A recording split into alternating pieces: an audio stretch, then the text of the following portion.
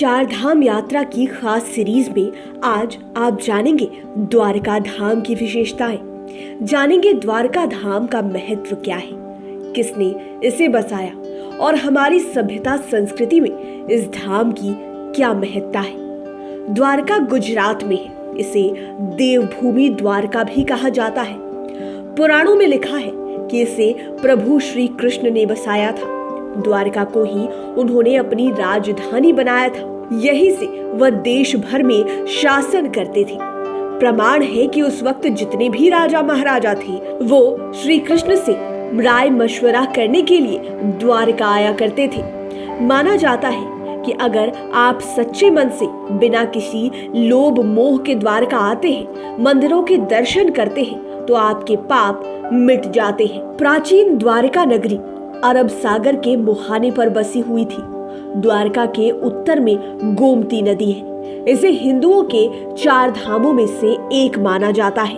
कहा जाता है कि द्वारका सप्तपुरी अर्थात सबसे प्राचीन 7 नगरों में से एक है। माना जाता है कि यह गुजरात प्रांत की प्रथम राजधानी थी। इसका प्रबंधन स्वयं श्री कृष्ण ने अपने हाथों में ले रखा था।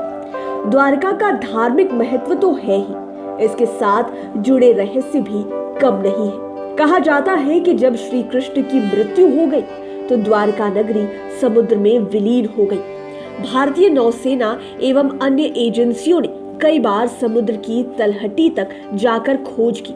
भग्नावशेष तो मिले, पर यह दावे के साथ नहीं कहा जा सकता कि ये सब अवशेष द्वारका नगरी के ही हैं। आप जब द्वारका जाएंगे तो आपको गोमती नदी के भी दर्शन होंगे।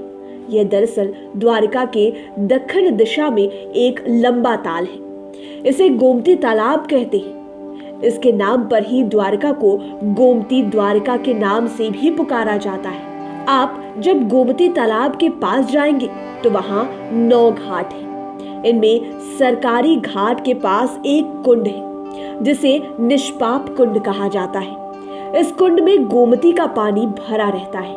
जो भी यात्री द्वारका दर्शन हेतु आते हैं उसे पहले निष्पाप कुंड में नहाकर खुद को शुद्ध करना पड़ता है। हर साल यहाँ पिंडदान भी किया जाता है।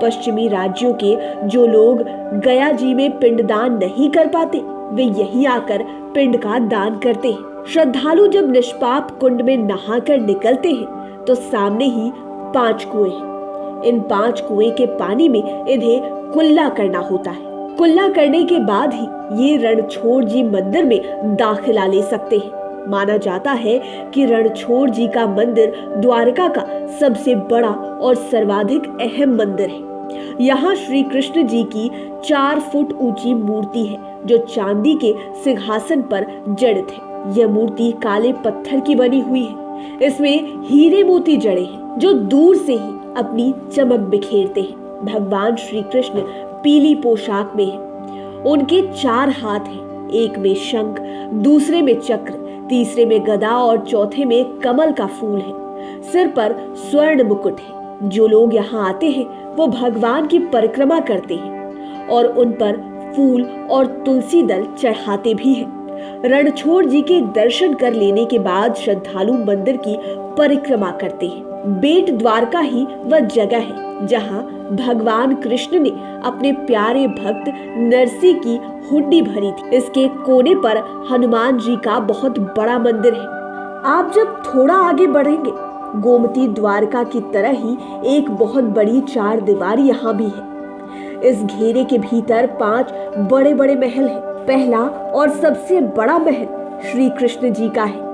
इसके दक्षिण में सत्यभामा और जामवती के महल है। उत्तर में रुक्मिणी और राधा के महल हैं। इन 5 महलों की सजावट ऐसी है कि आंखें चौंधिया जाती है।